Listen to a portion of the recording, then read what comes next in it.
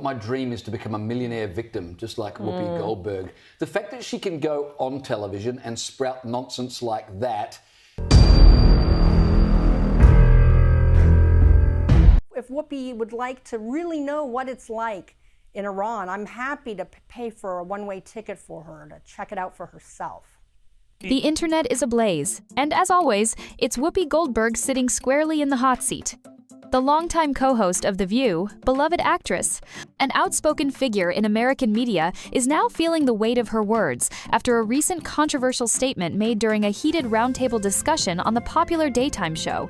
During a recent episode of The View, Whoopi made a jaw-dropping comparison that left even some of her co-hosts visibly uncomfortable. In an attempt to highlight the ongoing struggles of Black women in the U.S., she made an unexpected and wildly inappropriate comparison to the condition of women in Afghanistan, a country where women have faced severe repression, public lashings, denial of education, forced marriages, and literal disappearance from public life under Taliban rule. Yeah, I think it's very different to live in the United States in 2025 than it is to live in Iran. Not if you're Black. Not for everybody. Not if you're Black. Guys, don't go to Tehran. Do not, anyone at this table should go to Tehran. Let me tell you about being in this country. This is the greatest country in the world. But, yeah, I know that. I know that. And we all know that. But every day, we are worried. Do we have to be worried about... In Whoopi's words, paraphrased, she said, "Sometimes it feels like Black women here are treated like women in Afghanistan, invisible, unwanted, and constantly under attack."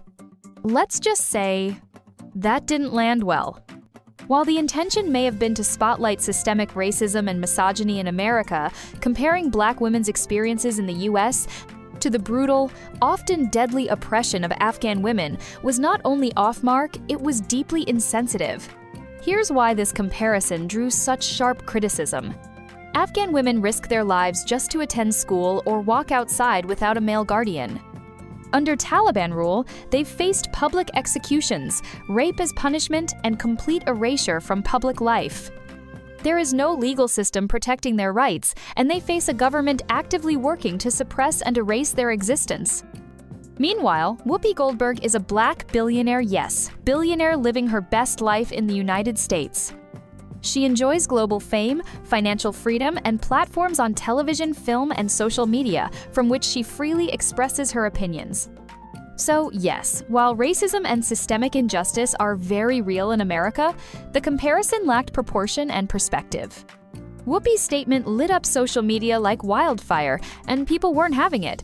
The backlash came from all sides. Black activists called it a slap in the face to global women's rights movements. Afghan human rights advocates labeled her comment uninformed and dangerous. Twitter, X users used hashtags like #WhoopiDoBetter and #NotTheSame to call her out. Notable voices who blasted her included Zainab Salbi, founder of Women for Women International, who tweeted, "Comparing pain is never helpful. Afghan women are dying. They are prisoners in their own country. This isn't a metaphor for anything." Jameli Hill, a Black journalist, responded, "Respectfully, Whoopi, this ain't it. You can critique America without erasing the suffering of women around the world." Facing the heat, Whoopi took to X, formerly Twitter, to issue an apology. In a video post, she stated, "What I meant to say is that the systemic oppression Black women face in the U.S., being ignored, undervalued, and disrespected has parallels, though not equivalents, to what women face elsewhere. I wasn't equating the two. I was highlighting how dangerous it is when any group is silenced or dehumanized. I deeply respect the strength and courage of Afghan women, and I regret that my words came out the way they did. This moment is a stark reminder that platform comes with responsibility. While Whoopi's legacy as an entertainer and advocate is undisputed, even icons can get it wrong. Comparing oppression across cultures must be handled with care, clarity, and context, especially when people's lives are at literal risk in one scenario, and symbolic representation is the issue in another.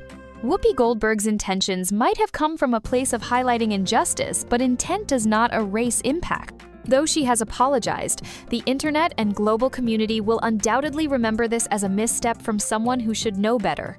Still, we can hope this awkward moment becomes an opportunity for deeper conversations, better understanding, and a bit more humility even from the most powerful voices on television.